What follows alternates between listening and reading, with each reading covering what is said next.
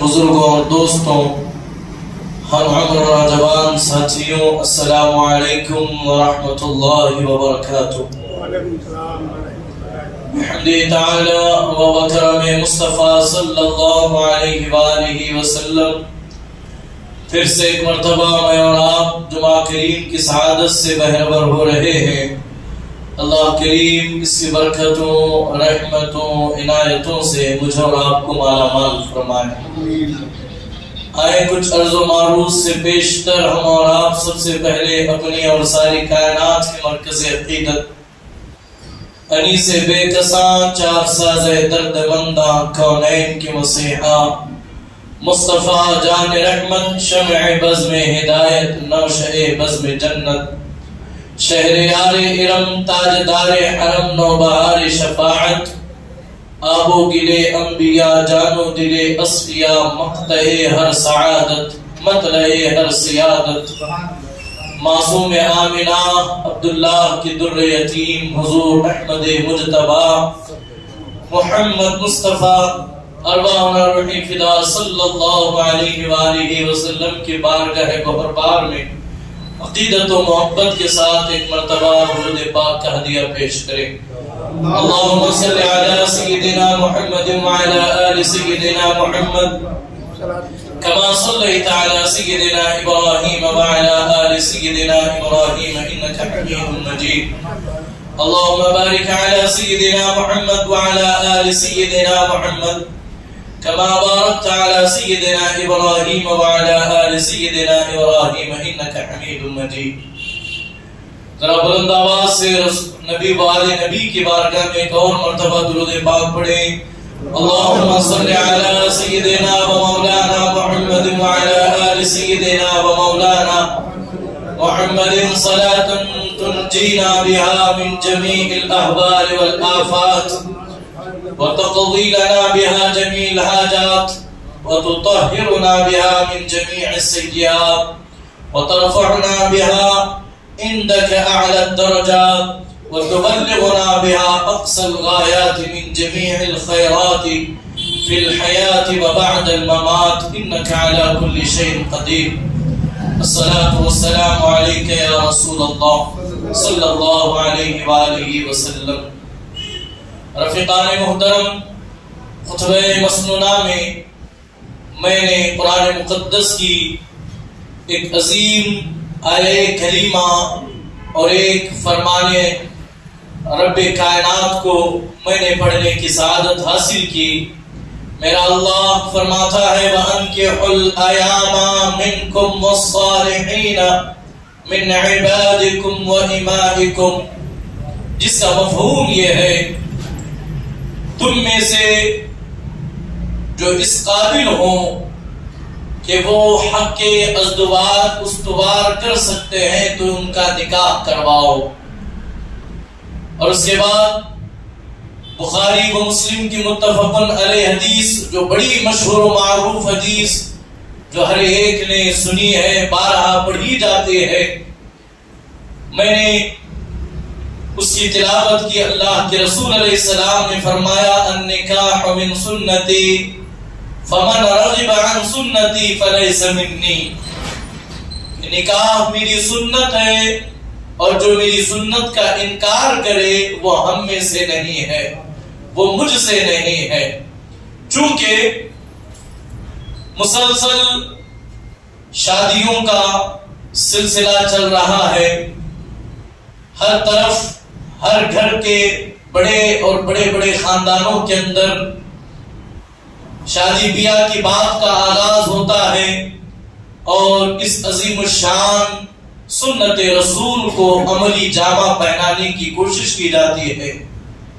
رسول اکرام وقار صلی اللہ علیہ وآلہ وسلم نے ارشاد فرمایا نکاح میری سنت ہے، اور سنت کا ثواب، جیسے کہ ہم نے گزشتہ جمعہ سنت رسول کی اہمیت اور اس کی برکتوں کے حوالے سے چند معروضات جو ہیں وہ سماعت کیے تھے، اسی سلسلے کی ایک اہم کڑی یہ بھی ہے نکاح سنت ہم کہتے ہیں، آپ کہتے ہیں، سنتے ہیں، اور ہر شادی کے کارڈ پر سنہرے حروفوں میں لکھایا جاتا ہے النکاح من سنتی، نکاح سنت ہے، لیکن یہ تلخ اور کڑوی حقیقت ہے جس دن سے نکاح طے ہوتا ہے اس دن سے لے کر نکاح ہونے تک نہ جانے کتنی سنتوں کو پسے پشت ہم ڈال دیتے ہیں،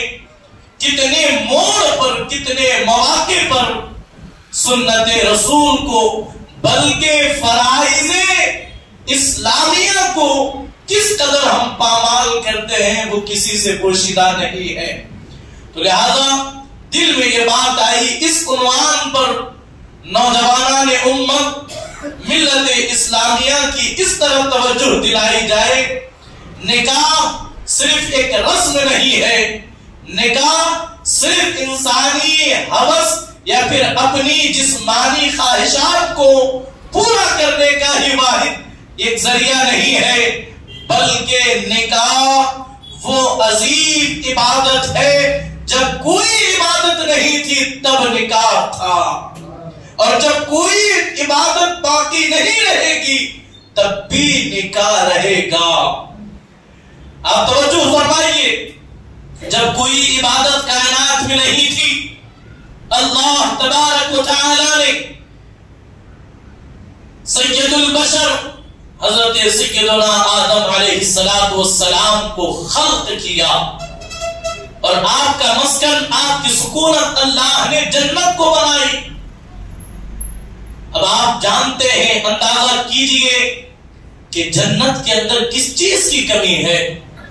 آپ کی خدمت کے لیے خادمان موجود ہے، حوران بہشت ہے، طرح طرح کی ہر نعمتیں، رنگ برنگے پھول موجود ہے، کھانے کے لیے کھانا ہے، کوئی چیز ایسی نہیں، بلکہ بڑھ کر کے کہوں جنت اس عظیم اللہ کی بنائی ہوئی قدرت کاملہ اور اس چیز کا نام ہے جسے انسان قلم سے لکھ نہیں سکتا، وہ کسی کے ذہن میں نہیں آ سکتی، وہ کسی کے جو ہے وہ فکر میں نہیں آ سکتی۔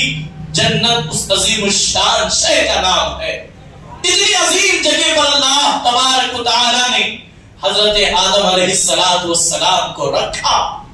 حضرت آدم علیہ السلام جنت میں ہے، ابھی جنت میں چند ہی دن گزرے تھے کہ حضرت آدم علیہ السلام نے ایک دن اللہ کی بارگاہ میں عرض کی، مولا مجھے تیری جنت میں کسی چیز کی کمی محسوس ہوتی ہے۔ توجہ فرمائیے، اے اللہ مجھے جنت میں کسی شے کی کمی محسوس ہوتی ہے۔ آواز آئی، اے آدم کون سی شے ہے جو جنت میں موجود نہیں؟ ہر شے جنت کے اندر موجود ہے، خوبصورت موٹی موٹی آنکھوں والی بہترین جو ہے حوریں موجود ہیں، آپ کے لیے خادمان موجود ہیں، آپ کے لیے ہر طرح کے عیش و آرام کا سامان جو ہے وہ تیار کرا دیا گیا، پھر بھی کیا ضرورت ہے، پھر بھی کس چیز کی کمی ہے؟ تو حضرت آدم علیہ السلام نے عرض کی، مالک تیری جنت میں کسی چیز کی کمی نہیں ہے، ایک ہے جو میں محسوس کرتا ہوں، یہاں جتنے ہیں سب نوری ہیں، میں چاہتا ہوں میرے جیسا کوئی ہو، میرے جیسا کوئی نہیں، میرے طرح کوئی نہیں۔ تو پھر اللہ تبارک و تعالی نے قرآن مقدس کی آیت پڑھے، یا ایھا الناس اعبدوا ربکم الذی خلقکم من نفس واحدۃ وخلق منها زوجها وبث منهما رجالا كثيرا ونساء۔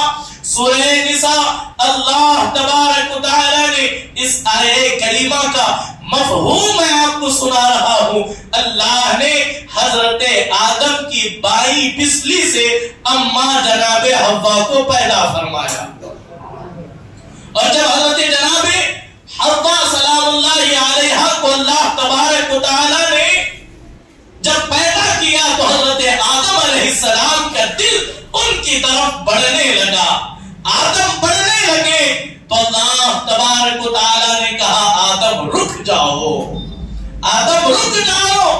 اللہ اکبر، حضرت آدم نے عرض کی، مولا یہی تو ایک شے ہے جو میری اور اس کی طرف میرا دل مائل ہو رہا ہے، تو آواز آئی اے آدم پہلے نکاح ہوگا پھر بعد کے معاملات طے کیے جائیں گے۔ اللہ اکبر۔ حضرت آدم سے عرض کیا گیا اے آدم حوا کا مہر ادا کرو، پھر حوا تمہیں دی جائے گی، تمہاری زوجیت میں آئے گی۔ حضرت آدم عرض گزار ہوئے مالک میں کس چیز کا مالک ہوں؟ ہر شے تو تیری ہے، جنت تیری ہے، یہاں کی رنگ بو تیرے ہیں، یہاں کی ہر خوبصورتی تیری ہے، یہاں کی ہر شے تیری ہے، میرے پاس کیا ہے؟ تو آواز آئی اے آدم جس کا نام میں نے اپنے نام کے ساتھ لکھا ہے میرے اس محبوب پر درود پڑھو، تمہارا مہر ادا ہوگا اور حوا تمہارے نکاح میں آ جائیں گی۔ یعنی کہ اللہ تبارک و تعالی نے عبادتوں میں سب سے پہلے اگر کوئی عبادت ادا ہو رہی ہے تو وہ نکاح کی عبادت ہو رہی ہے۔ اب یہاں میں اپنی بات روک کر کے آپ کی توجہ دلانا چاہوں گا۔ آج جب محافل نکاح میں تلاوت قرآن محفل نکاح میں نعت مصطفی صلی اللہ علیہ وآلہ وسلم پیش کی جاتی ہے، بعد نکاح صلاۃ و سلام کا ہدیہ پڑھا جاتا ہے، تو بعض لوگوں کو چڑ ہوتی ہے، کہتے ہیں کیا یہ ثابت ہے، کیا یہ ثابت ہے، کیا ایسا کیا جانا چاہیے؟ ان تمام سے بس اتنا میں کہنا چاہوں گا، حضرت آدم جو تمام انسانیت کے باپ ہیں، ان کا نکاح بھی حضور پر سلام اور درود سے مکمل ہو رہا ہے۔ ان کا نکاح کی ان کی نکاح کی تکمیل بھی حضور پر درود و سلام سے منحصر ہے۔ باپ درود و سلام پڑھے اور یہ اولاد کہلانے والی شرک و بدعت کہے، عجیب حماقت ہے، عجیب حماقت ہے۔ دوستان محترم، ابھی چند دن پہلے کی بات ہے، 10-12 دن کی بات ہے، ایک نکاح میں جانے کا موقع ہوا۔ نکاح کے بعد اتفاقاً میں نے منع کیا کہ محفل ایسی نہیں ہے کہ یہاں صلاۃ و سلام پڑھا جائے، اس لیے کہ ہم حالات سمجھتے ہیں، چہرے پڑھتے ہیں، اور ہم نہیں چاہتے کہ کوئی اس سلام کی بے حرمتی کرے۔ چونکہ جب راشٹر گان ہوتا ہے، کسی مائی کے جنے میں اتنی ہمت نہیں کہ وہ راشٹر گان کے وقت جب جنا جنا پڑھا جاتا ہے بیٹھ کر کے دکھائے، لیکن ساری چیزیں سنتیں، ساری چیزیں دین میں نظر آتی ہے، ساری بدعات جو ہے وہ اہل سنت ہی میں نظر آتی ہے۔ تو یہ چیز کتنی گراں گزری، مجھے جو ہے وہ زور دیا گیا، نہیں حضرت ہماری خواہش ہے کہ ہم نکاح میں حضور پر سلام پڑھنا چاہتے ہیں، آپ پڑھیں۔ جب میں نے نکاح کے بعد جب صلاۃ و سلام پڑھا گیا، مجھے دیکھ کر کے بڑا افسوس رہا، کم سے کم 200 لوگ تھے جو بوقت سلام بیٹھے کے بیٹھے ہی رہ گئے۔ جب میں نکاح پڑھا کر کے باہر نکلا، حضرت یہ آپ بدعت کیا آپ نے یہ کیوں کی، کیا یہ جائز ہے؟ تو میں نے پلٹ کر کے کہا بیٹے، جو تو نے نکاح کے بعد جو دولہے کو انگوٹی پہنائی، یہ کس کی سنت ہے؟ یہ کہاں سے تم نے طریقہ لایا؟ سلام کے لیے تمہیں دلیل چاہیے، دولہے کو جو انگوٹی پہنائی جا رہی ہے یہ کہاں سے ثابت ہے؟ تو عزیزان محترم، بات یہی چھوڑ دے، بات آئی تو میں عرض کرنے لگا۔ تو حضرت آدم علیہ السلام کا نکاح حضور علیہ السلام پر درود و سلام سے مکمل ہو رہا ہے، اور اس کے بعد جب قیامت قائم ہوگی، جنت و دوزخ کا فیصلہ ہوگا، جب جنتی جنت میں رہیں گے، یہی ایک وہ سلسلہ ہے جو جنت میں بعد قیامت بھی جاری و ساری رہے گا۔ اللہ اکبر۔ عزیزان محترم، یہ نکاح ہے جس کے حوالے سے اللہ کے رسول علیہ السلام نے فرمایا کہ نکاح میری سنت ہے، نکاح میری سنت ہے، اور اس سنت کے حوالے سے بے شمار جو ہیں رسول کرام وقار صلی اللہ علیہ وآلہ وسلم کی فرامین موجود ہیں. انشاءاللہ ہم ایک کے بعد دیگر سب کو آپ کے گوشت گزار کریں گے، اور ہماری سوسائٹی میں اور ہمارے گھروں میں، ہمارے خاندانوں میں، ہمارے علاقوں کے اندر اس کے متعلق جو برائیاں ہیں، جو خرابیاں ہیں، اللہ اس کے رسول کو حاضر و ناظر جان کر ہم اسے ختم کرنے کی کوشش کریں گے نا انشاءاللہ. ذرا آپ آگے ہو کر کے تشریف رکھیں. آگے درود پاک پڑھیں. اللہم صلی علی سیدنا و مولانا محمد مبارک وسلم. الصلاۃ والسلام علیک یا رسول اللہ صلی اللہ علیہ وآلہ وسلم. عزیزان محترم، اسی لیے کسی اہل دل نے کہا تھا کہ طریقے مصطفیٰ کو چھوڑنا ہے وجہ بربادی. طریقے مصطفیٰ کو چھوڑنا ہے وجہ بربادی. اسی سے قوم دنیا میں ہوئی بے اقتدار اپنی. ہمیں کرنی ہے شہنشاہ بقا کی رضا جوئی. وہ اپنے گھر ہو گئے تو پھر رحمت پروردگار اپنی. اللہ کے رسول علیہ السلام نے ارشاد فرمایا، ایمان اگر کبھی مکمل ہوتا ہے تو اس کے متعلق حضور علیہ السلام نے فرمایا، جس نے نکاح کیا اس کا آدھا دین مکمل ہو گیا، اس کا آدھا دین پائے تکمیل تک پہنچا، اور باقی دین کے حوالے سے وہ اللہ سے ڈرتا رہے، وہ اللہ سے ڈرتا رہے. اب یہاں اللہ کے رسول علیہ السلام فرماتے ہیں، جب بندہ نکاح کر کے جب عبادت کرتا ہے تو اللہ تبارک و تعالی اس کی عبادت کے اجر کو، اس کی عبادت کے ثواب کو 40 سے لے کر 70 گنا زیادہ بڑھا دیتا ہے. پوچھا گیا یا رسول اللہ صلی اللہ علیہ وسلم، آخر ایسا کیوں؟ تو اہل علم کہتے ہیں اس کی وجہ یہ ہے، جب تک نکاح نہیں ہوا تب تک بندہ صرف اللہ کا حق ادا کرتا ہے، جب نکاح ہو گیا تو بندوں کے حقوق بھی ادا کرتا ہے اور اللہ کے حقوق بھی ادا کرتا ہے. تو لہذا اللہ تبارک و تعالی اس کے اجر کو بڑھا دیتا ہے، اس کے ثواب کو بڑھا دیا جاتا ہے. اور فرمایا نکاح کرو، اس لیے کہ نکاح میں رزق کے اندر اللہ برکتیں عطا کرتا ہے، رزق کے اندر زیادتی ہوتی ہے نکاح کی برکت سے. تو عزیزان محترم، اللہ کے رسول علیہ السلام نے ارشاد فرمایا، اگر کوئی گناہوں کی طرف مائل ہو رہا ہے، گناہوں سے بچ نہیں پا رہا ہے، تو اس کے لیے حکم دیا گیا کہ وہ نکاح کرے، اس لیے کہ نکاح وہ عظیم جو ہے سنت رسول ہے جو نگاہوں کو جھکاتا ہے اور شرمگاہوں کی حفاظت کرتا ہے. عزیزان محترم، آگے بڑھیں. اللہ کے رسول علیہ السلام نے نکاح کی بہت ساری یہاں برکتیں بیان کی، بہت سارے معاملات ہوئے.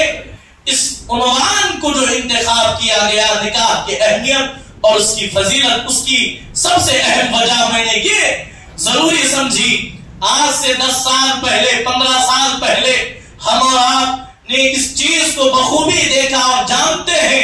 ہمارے گھروں کی شادیوں کے اندر بہت ساری بے جا رسمیں موجود تھی، بہت ساری ہندوانہ طریقہ موجود تھا، بہت سارے وہ رسم و رواج جو غیروں کے یہاں، جو غیروں کے دھرم میں ہوتے تھے، وہ مسلمانوں کے اندر آ گئے.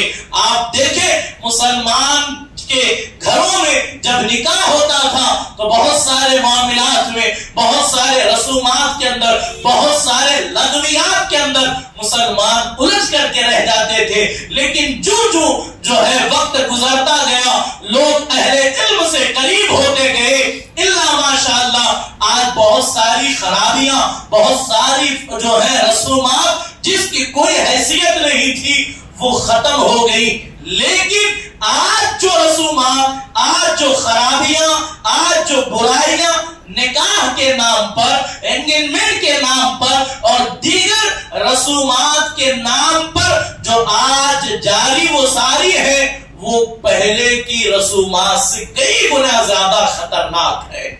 تو ہمارے لیے ضروری ہے ایک تو نکاح کی اہمیت کو سمجھیں اور نکاح کی طرف رجحان کریں، اور دوسرا اس کی خرابیوں کو حتی الامکان ختم کرنے کی کوشش کی جائے. اس لیے کہ آج نکاح میں نے پہلے ہی کہا جس دن نکاح طے ہوا اس دن سے لے کر نکاح کی جو ہے ولیمے تک اتنی سنتوں کو پامال کیا جا رہا ہے، اتنے خرافات آج ہماری سوسائٹی کے اندر ہے. اللہ باللہ اللہ کے رسول علیہ السلام فرماتے ہیں کہ سب سے بہترین نکاح وہ ہے جو بالکل سادگی کے ساتھ کیا جائے، جس میں کم خرچ ہو. جو کم خرچ والا نکاح ہے اللہ اس کے اندر زیادہ برکتیں عطا کرتا ہے. تو اس پر پورا عنوان ہم آگے لے کے چلیں گے کہ کون سا نکاح برکت والا ہے اور کس نکاح میں بے برکتی اور مصیبتوں کا سبب بنتا ہے. انشاءاللہ اس جمعہ ممکن نہیں، آنے والے جمعہ اس پر ہم گفتگو کریں گے. لیکن عزیزان محترم، اللہ کے رسول صلی اللہ علیہ وآلہ وسلم نے نکاح کی طرف ہمیں مائل کیا اور فرمایا نکاح کرو، اس میں اللہ نے بے پناہ برکتیں رکھی ہے. یہاں بات ذہن میں آئی، حضرت جلبیب رضی اللہ تعالی عنہ ایک حضور کے عظیم صحابی ہے، ہمیشہ حضور کے دروازے پر بیٹھے رہتے ہیں. ایک دن رسول کرام وقار صلی اللہ علیہ وآلہ وسلم نے اپنے اس صحابی سے کہا، اے جلبیب تم نکاح کیوں نہیں کرتے؟ حضرت جلبیب رضی اللہ تعالی عنہ عرض کرتے ہیں، یا رسول اللہ صلی اللہ علیہ وسلم میں خود مفلس ہوں، میں تندرست ہوں، میں بے گھر ہوں، میں خود جو ہے وہ پریشان ہوں. یا رسول اللہ مجھے بیٹی کون دے گا؟ یا رسول اللہ میرے ساتھ نکاح کرنے کے لیے کون تیار ہوگا؟ یہ سارے معاملات حضور علیہ السلام کی بارگاہ میں حضرت جلبیب رضی اللہ تعالی عنہ نے عرض کی. حضور علیہ السلام نے جب سنا، حضور علیہ السلام مسکرائے اور مسکرا کر کے فرمایا، اے جلبیب فکر نہ کرو، تمہارا نکاح میں کراؤں گا، تمہارا نکاح میں کراؤں گا. عزیزان محترم، یہاں آپ کی میں توجہ چاہوں گا، جس دور سے ہم اور آپ گزر رہے ہیں اس دور میں نکاح مشکل سے مشکل تر ہوتا جا رہا ہے اور زنا بالکل آسان ہو گیا ہے. جبکہ اسلام نے زنا کو مشکل کیا اور نکاح کو آسان کیا. آج نکاح کیوں مشکل ہوا اور زنا کیوں آسان ہوا، یہ بات میں سمجھتا ہوں آپ سے چھپی ہوئی نہیں ہے. لیکن عزیزان محترم، جب کبھی کسی کے رشتے کی بات چلتی ہے، آج بھی ہماری سوسائٹی کے اندر ایک نوجوان کے حوالے سے یہ دیکھا جاتا ہے وہ کتنا کماتا ہے، اس کے پاس بینک بیلنس کتنا ہے، اس کے پاس زمین جائیداد کتنی ہے، اس کے پاس اچھا گھر ہے یا نہیں ہے، اس کے پاس اچھی نوکری ہے یا نہیں ہے. میں آپ تمام اپنے بڑوں سے میں توجہ چاہتے ہوئے میں درد دل سامنے رکھنا چاہ رہا ہوں، جس کی وجہ سے آج ایک نوجوانوں کا ایک بڑا طبقہ جو نکاح سے کوسوں دور نظر آ رہا ہے، جو نکاح سے کوسوں دور نظر آ رہا ہے اور گناہوں کے دلدل میں دن بدن جو ہے وہ ڈوبتا ہوا چلا جا رہا ہے. ہمیں چاہیے کہ ہم اس چیز کو ختم کریں اور سنت کے مطابق اپنی سوسائٹی کے اندر نکاح کو آسان کرنے کی کوشش کریں. اس لیے کہ آج یہ پوچھا جا رہا ہے بینک بیلنس کیا ہے، زمین جائیداد کتنی ہے، تو میں پلٹ کر کے آپ کی توجہ اس پر چاہوں گا. آج ایک 50 سال کا جو بزرگ ہے، جو 40 سال سے لے کر 60 سال تک کے جو ہمارے اپنے بڑے ہیں، آپ ان سے خود پوچھیں انہیں زمین جائیداد بنانے میں کتنی صدیاں لگ رہی ہے، کتنا وقت لگ رہا ہے، ان کی پوری زندگی کھپ گئی، لیکن گھر جو ہے ابھی تک آج مسلمانوں کی بڑی تعداد ہے گھر نہیں ہے. مجھے آپ بتائیں، جب ہم اور آپ 50 سال 60 سال کی عمر تک اپنے لیے گھر بنانا جب ہمارے خود کے لیے جب اتنا مشکل ہو رہا ہے، تو ایک 20-22 سال کے نوجوان سے ہم چاہتے ہیں کہ وہ 20-22 سال کے اندر ساری تعلیم بھی مکمل کر لے، ایک اچھا بزنس بھی سیٹ اپ کر لے، بہترین گھر بھی بنا لے، زمین جائیداد بھی بنا لے. تو کیا عقل اس کا تقاضا کرتی ہے؟ کیا یہ بات درست ہے؟ نہیں. اللہ کے رسول علیہ السلام نے فرمایا تم نکاح کرو، اللہ قدم قدم وسلم تمہاری مدد کرے گا. تم نکاح کرو اس لیے کہ آنے والا اپنا رزق خود لے کر کے آئے گا. جو آوارہ نوجوان کٹوں پر بیٹھ کر راستوں پر بیٹھ کر کے آوار گردی کر رہے ہیں، آپ ان کے نکاح کرے، وہ کل کو خود ذمہ دار بن کر کے گھر سنبھالتے ہوئے نظر آئیں گے. آپ نے کبھی ذمہ دار سمجھا ہی نہیں، آپ نے ہمیشہ آوارہ سمجھا. تو المختصر، تو یہ چیز آج بڑی تیزی کے ساتھ بڑھتی ہوئی جا رہی ہے. عزیزان محترم، جس کے مقدر میں جب جتنا ملنا ہے تب اتنا مل کر کے رہے گا. یہ بے جا کے مطالبات، یہ بے جا کے رسومات، یہ بے جا کے خواہشات آج نوجوانوں کو زنا کی طرف آسانی کے ساتھ لے جا رہی ہے. آج ایک نکاح کا بجٹ کم سے کم بھی آپ لے کر کے چلے، کم سے کم 10 لاکھ کے نیچے شادی نہیں ہو رہی ہے. تو انہوں نے عرض کیا، رسول اللہ مجھے کون بیٹی دے گا؟ آج ہر نوجوان یہی کہتا ہے، میں ٹھہرا بے روزگار، میں خود بے روزگار ہوں، مجھے کون بیٹی دے گا؟ حضرت جلبیر نے عرض کی، یا رسول اللہ مجھے کون بیٹی دے گا؟ حضرت جلبیر کی بات سن کر کے حضور علیہ السلام نے کہا، فکر نہ کرو، میں تمہارا نکاح کروں گا. فلاں علاقے کے اندر ایک انصاری خاندان ہے، وہ اس خاندان کا سردار ہے، وہاں جاؤ اور جا کر کے میرا سلام سناؤ اور سنا کر کے کہو رسول کائنات علیہ السلام نے مجھے تمہاری بیٹی کے جو ہے رسول کائنات علیہ السلام نے تمہاری بیٹی کے لیے میرا رشتہ بھیجا ہے. یہ خود پہنچے ہیں.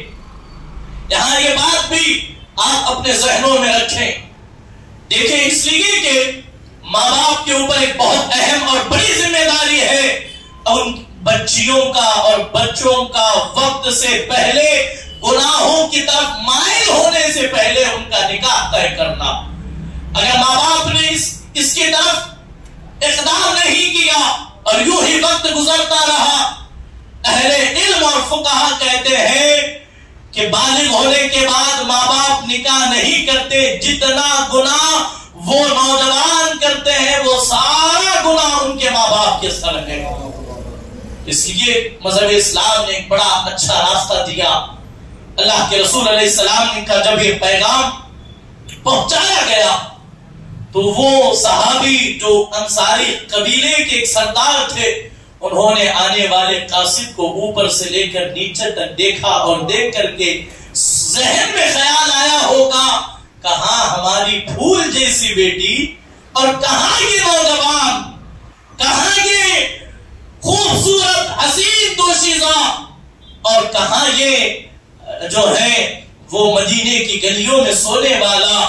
اللہ اکبر، ابھی بات ہو ہی رہی تھی.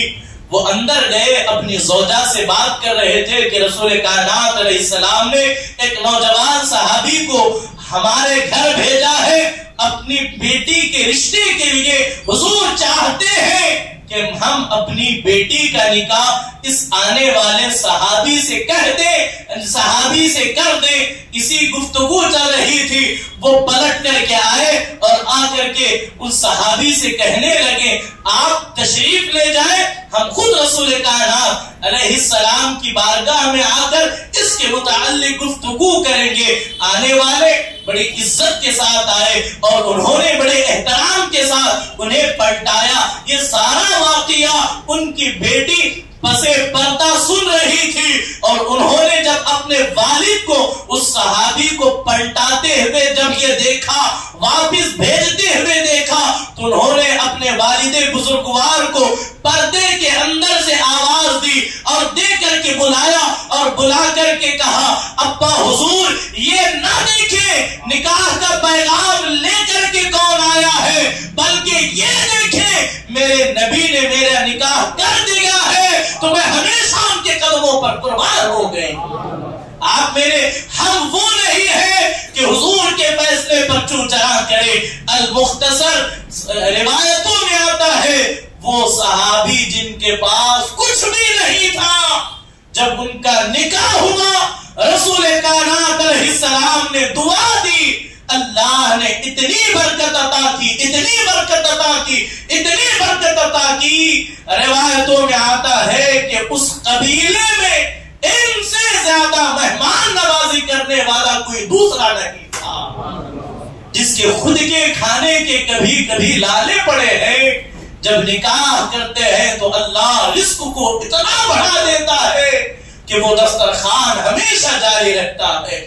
اسی طرح ایک صحابی حاضر ہوئے، غالباً حضرت عبداللہ ابن مسعود کے متعلق روایت ہے، اللہ کے رسول علیہ السلام کی بارگاہ میں آ کر کے عرض کیا، رسول اللہ بڑا تندرست ہوں، بڑی تنگی ہے، یا رسول اللہ دعا کرے۔ حضور علیہ السلام نے فرمایا نکاح کرو۔ جب انہوں نے کہا بڑا تندرست ہوں، بڑا مفلس ہوں، بڑا مجبور ہوں، حضور علیہ السلام نے کہا نکاح کرو۔ انہوں نے نکاح کیا، پھر چند دن گزرے تھے کہ پھر آئے، آ کر کے عرض کی، یا رسول اللہ صلی اللہ علیہ وسلم اب بھی وہی حال ہے، اب بھی پریشان ہوں، اب بھی تندرست ہوں۔ حضور علیہ السلام نے دوبارہ کہا دوسرا نکاح کرو۔ پھر وہ چند دن کے بعد دوبارہ آئے اور عرض کی، یا رسول اللہ صلی اللہ علیہ وآلہ وسلم میں نے پھر وہی میری شکایت میں لے کر کے حاضر ہوا ہوں، اب بھی حالات وہی ہیں، اب بھی معاملات ویسے ہی چل رہے ہیں۔ تیسری مرتبہ بھی حضور علیہ السلام نے فرمایا جاؤ نکاح کرو۔ جب انہوں نے تیسری مرتبہ نکاح کیا، اللہ اکبر، اللہ نے اتنا مال عطا کیا، اتنی دولت سے نوازا، اتنا رزق کے اندر اضافہ کیا، تو حضور علیہ السلام نے فرمایا نکاح کرو، اس لیے کہ یہ تمہارے رزق میں مزید برکتیں لے کر کے آتا ہے۔ آنے والی خاتون، آنے والی دلہن اپنے قدم سے تمہارا رزق لے کر کے آتی ہے، اسی لیے فرمایا گیا تمہاری دولت تمہاری وجہ سے نہیں ہے، جو تمہاری نکاح میں جو نیک خاتون ہے اس کی وجہ سے ہے۔ اور فرمایا گیا دولت عورت کے مقدر سے ہے اور اولاد مرد کے مقدر سے ہوا کرتی ہے۔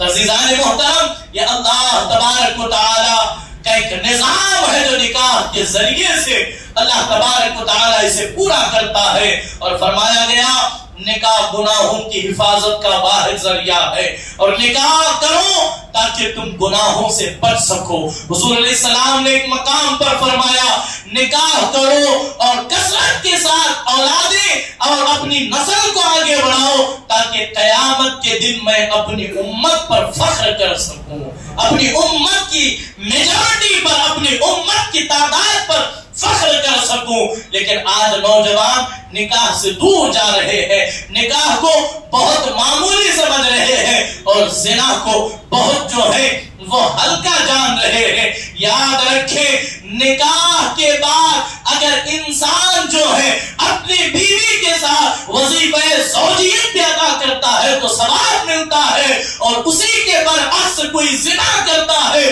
اور زنا کے بعد جو ہے جب وہ غسل کرتا ہے اللہ ہر قطرے کے بدلے شیاطین کو پیدا کرتا ہے اور ان شریر شیاطین کو زمین پر پھیلا دیا جاتا ہے، اور وہ جو کچھ گناہ کرتے ہیں سارا گناہ ان کے سر ڈال دیا جاتا ہے، جس کے زنا کے غسل سے انہیں پیدا کیا گیا۔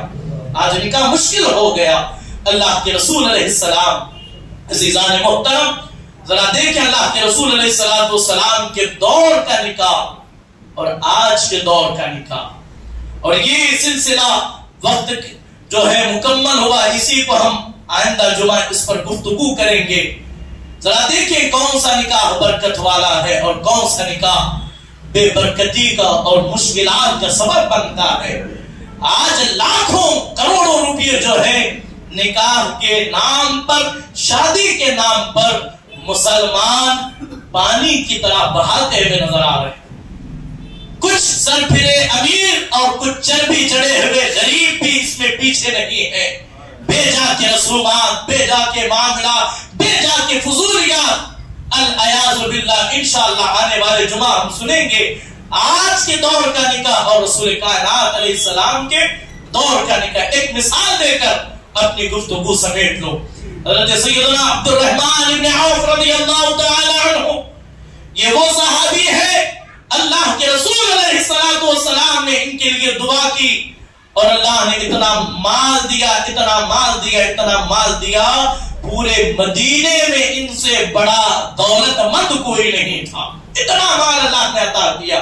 اور حتیٰ کہ ایک مقام پر رسول کائنات علیہ السلام فرماتے ہیں میرے سارے صحابہ جنت میں چلے جائیں گے، عبد الرحمن ابن عوف رہ جائیں گے۔ عرض کی یا رسول اللہ میرے ماں باپ آپ پر قربان، اس کی وجہ کیا ہے؟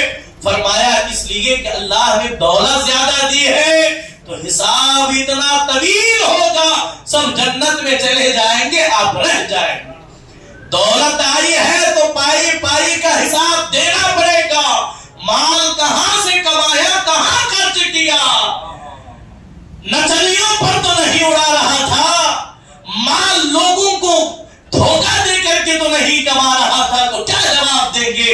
اللہ کے کلام میں واضح قول ہر جمعہ پڑھا جاتا ہے فَمَن يَعْمَلْ مِثْقَالَ ذَرَّةٍ خَيْرًا يَرَهُ وَمَن يَعْمَلْ مِثْقَالَ ذَرَّةٍ شَرًّا يَرَهُ۔ رائی کے دانے کے برابر بھی خیر لے کر کے آؤ گے تو اللہ وہ بھی دکھائے گا، اور رائی کے دانے کے برابر بھی شر لے کر کے آؤ گے تو اللہ وہ بھی دکھائے گا۔